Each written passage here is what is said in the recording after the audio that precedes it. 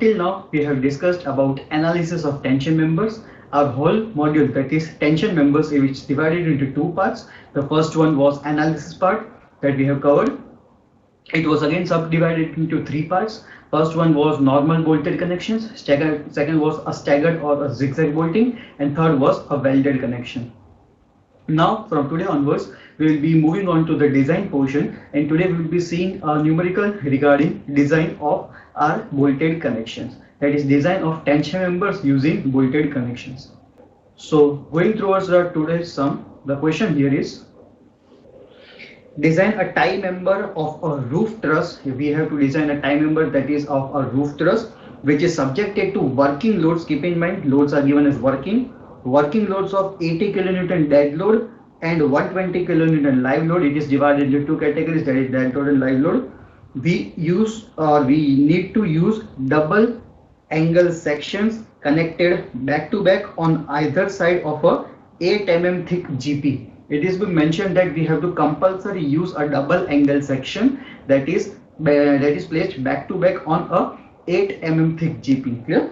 And it is also mentioned that for designing this tension member we need to use bolted connection.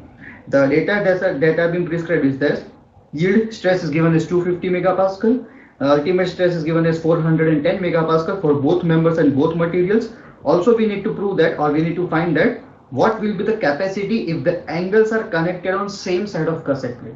So the first thing we need to do is to find or to design the member pertaining to the either side, that is opposite sides of the gusset plate, and then we need to find this last case, that if the angles are being placed on the same side of gusset plate, will there be any change or not? Clear? So we will be starting with our sum. So the first thing that we'll be needing to do is convert the load. So the load that is given in the question is in the form of working load. So the first thing will be to convert it into a factored load. So as you can see, total load will be combination of dead load and live load, and as we are dealing with factored, we will be multiplying by 1.5. So our final answer, that is factored load, comes out to be 300 kilonewton.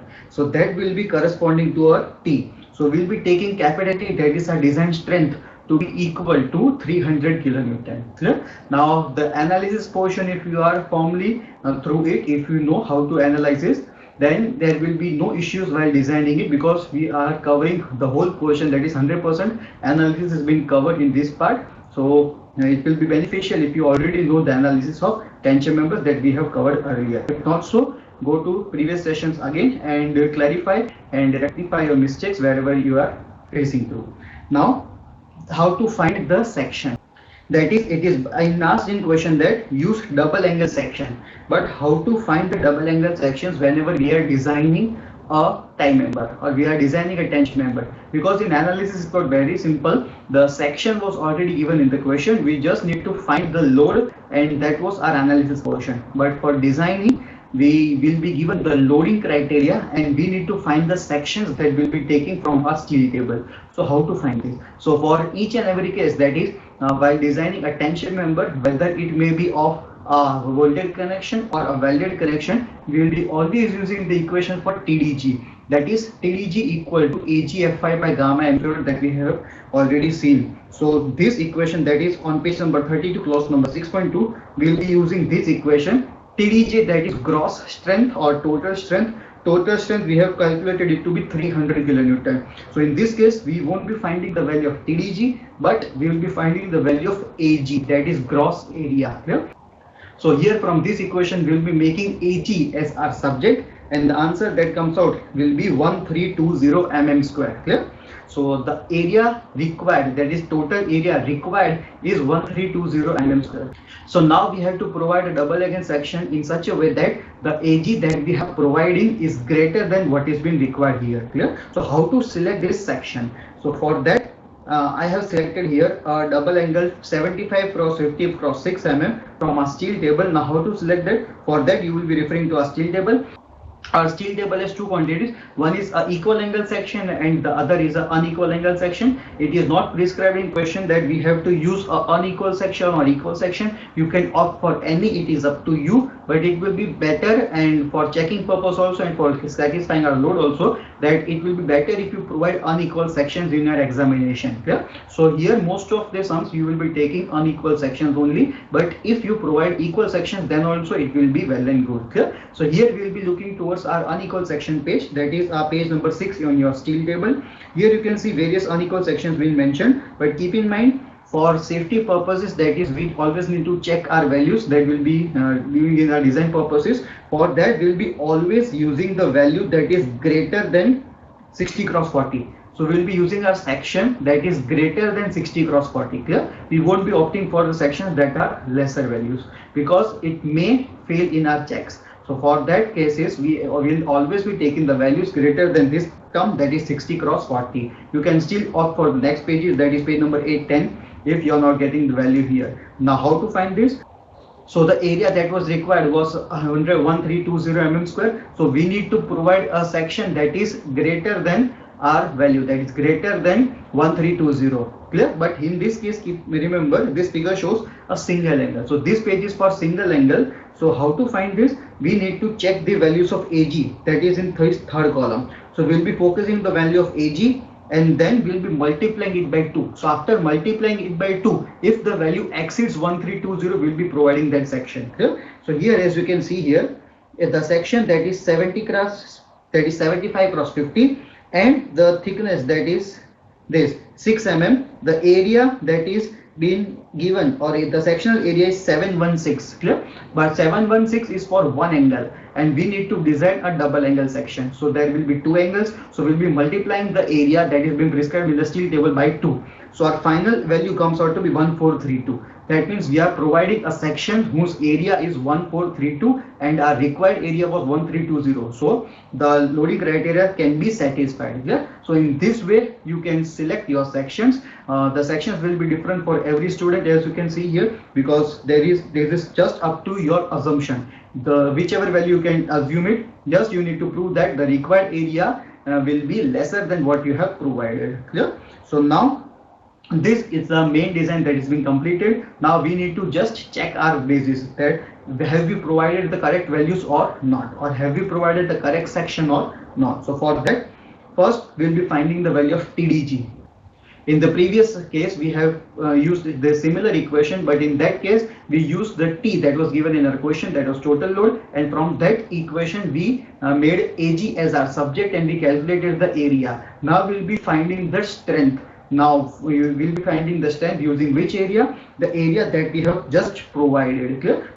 So we will be using this area for our entire sum now onwards, and we will be checking each and every parameter. That means we will be always checking 3 parameters. The first one will be TDG, second one will be TDN, and the third one will be TDB. So all these parameters, if it comes out to be greater than the load that was 300 kilonewton, then the section that we have provided, that is double angle, that is 2 ISS 7550 cross 6, will be perfect. Clear? So every time whenever you are designing, you always need to check these 3 forces, and each of these forces should be greater than what is given in our question. Clear? So first check will be the TDG value. TDG here we have provided the AG, that is our provided value 1432, and the answer comes out to be 325.45, which is greater than 300, which is been prescribed in our question. Clear? So the first check is completed, that it will not fail under gross section. That yielding gross section will not be coming into picture. It will satisfy. Right? Now we'll be moving on to a second check, that is to find the second value for TDN. So finding the value of TDN, first we need to design the bolts. That means here, as we can see in the previous session that we have concluded, the number of bolts were given in the question and also the diameter of bolts were prescribed. But here we are designing the section, or we are designing the tension member. So here we need to find the number of bolts and also we need to assume the diameter of it too. Clear? So the next step will be to design the bolt connection. And the design of bolt connection, we have already completed the chapter. We'll be using the same fundas here also. So the first thing will be to find the value of DH, that is diameter of hole. So here we need to assume the values of our bolt. The bolt value, that is M20 or M16, is not being prescribed in our question. If it is prescribed, we need to take that value only. But here I have taken the value to be of M20. So we have provided 20 mm diameter bolts. So for 20 mm diameter bolts, the whole diameter will be 22. You can assume any value as you like. And the next thing will be to find pitch and edge distance, and these equations can be obtained from these clauses as you can see in your IS code 2.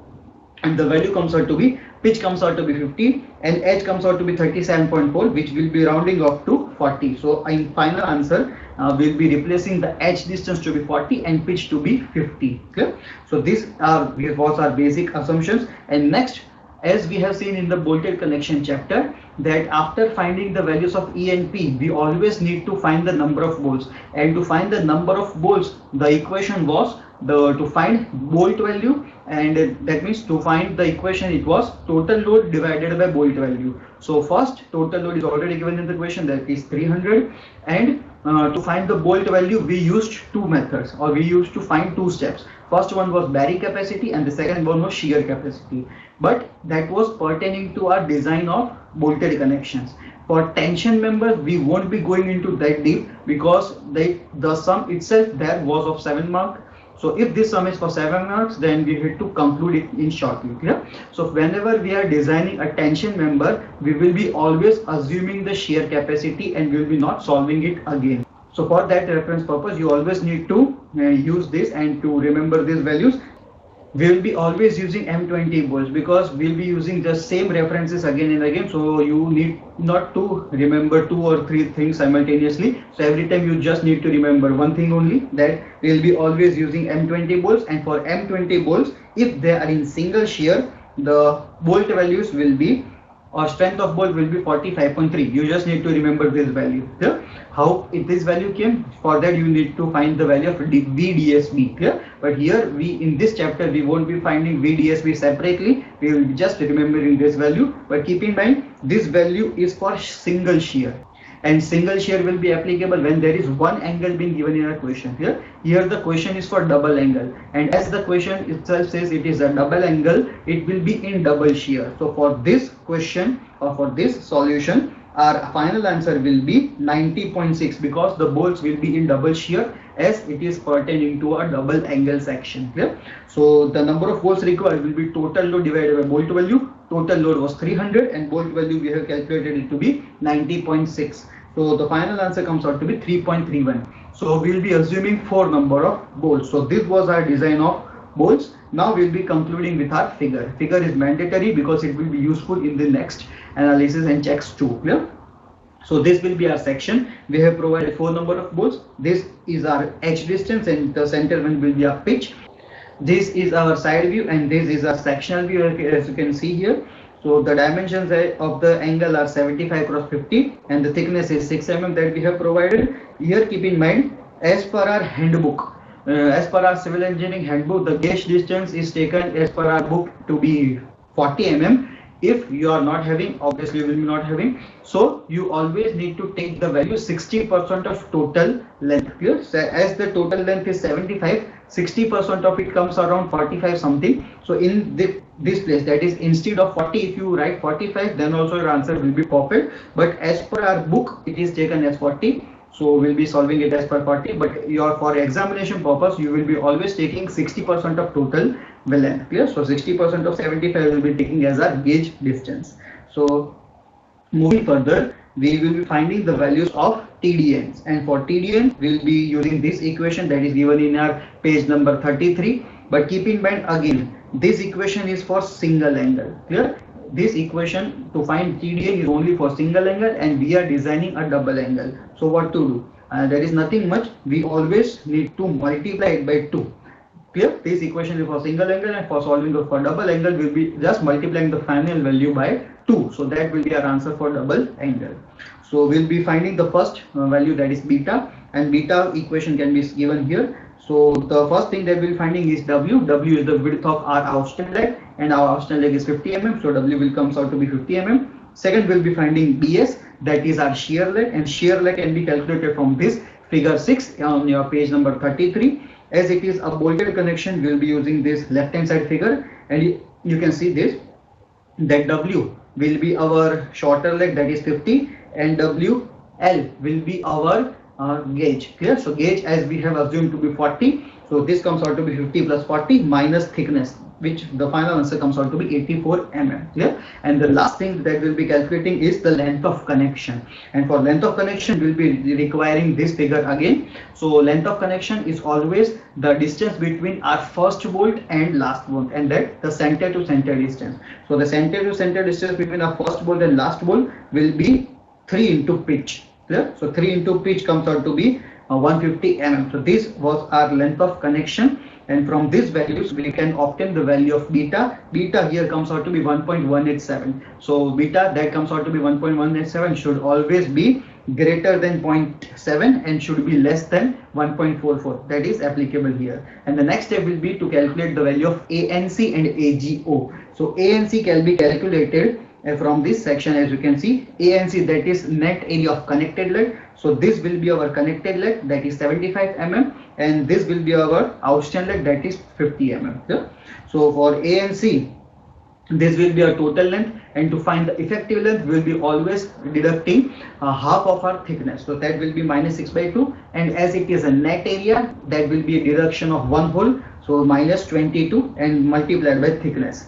Yeah? So it comes out to be 300 mm square, and this will be our AGO, that is gross area. So gross area will be directly outstand leg width, that is 50, minus the half thickness because we are considering it to be diagonal, and multiplied by thickness, which comes out to be 282. So we have calculated everything here. We just now need to substitute in our term, that is TDN, and we will be calculating the value of TDN, which comes out to be 328.88. But again, keep in mind, don't forget to multiply the final answer by 2 because it is a double angle being prescribed. Clear? If it was single angle, then we just follow the equation that is being mentioned here.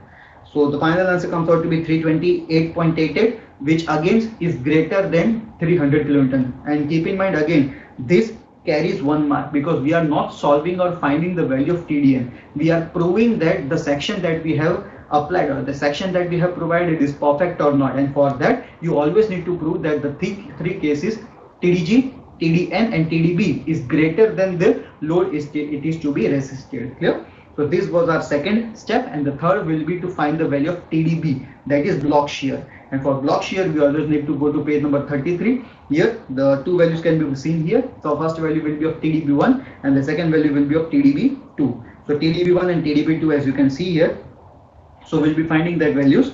So for that we'll be referring again this figure. V, that is AV stands for shear area, and AT stands for tension area. Shear area will be always corresponding to a shear line, that is our horizontal line, and AT, that is tension area, will be always corresponding to tension line, that will be our vertical line. So we'll be first plotting a shear line that will be starting from our first point of the connection to the center of the last hole. This will be our shear line, and from the center of the last hole we'll be constructing a perpendicular that is in opposite direction to our outstand line. So this vertical line will be our tension line. Clear? So now we'll be calculating the value of AVG, AVN, ATG and ATN. So first we'll be calculating AVG, that is gross shear area, and gross shear area, again area will be length into thickness. So the thickness part will be 6 mm. So the effective area will be 3 into 50 plus 40. As it is gross, there will be no deduction in our total length. So it will be 3 into 50 plus 40, that is summation of this part, and multiplied by thickness, that comes out to be 1140 mm square. Now we need to find AVN, that is net area. So for finding the net area, we need to deduct the holes that are coming through this line, that is, if I assume this to be A and this to be B, then we need to deduct the number of holes that are coming through the part or line AB.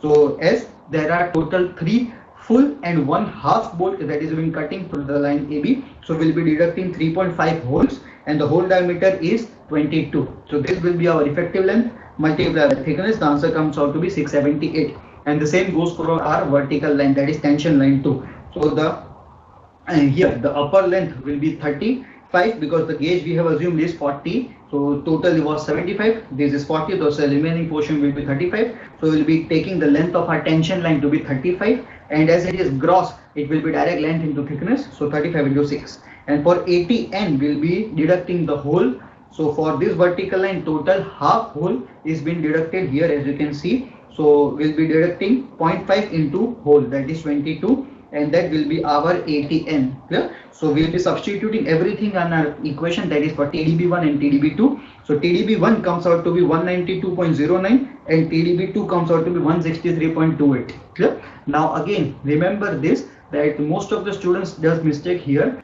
They are just taking the smaller value of these two, that is 163.28, and the final answer, that is should be greater than 300, does not satisfy here. But keep in mind again, this equation is only for a single angle. If it is a double angle, don't forget that we need to multiply it by 2. Okay, so multiplying it by 2, the final answer will be 326.56, and the load that was being to resisted was 300, so the final value will be greater than 300, and so for this our total strength will be satisfied. So now we'll be moving on to our second question, that is what will be the capacity if the angles are connected on the same side of GP. Clear? So for that you always need to refer this statement, that if the angles are connected on same side of gusset plate, there will be no change in the capacity of member. This is to be referred. Clear?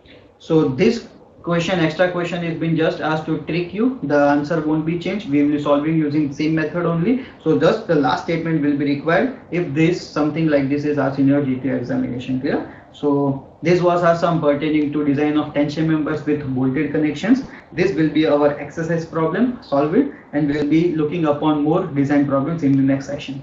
Thank you.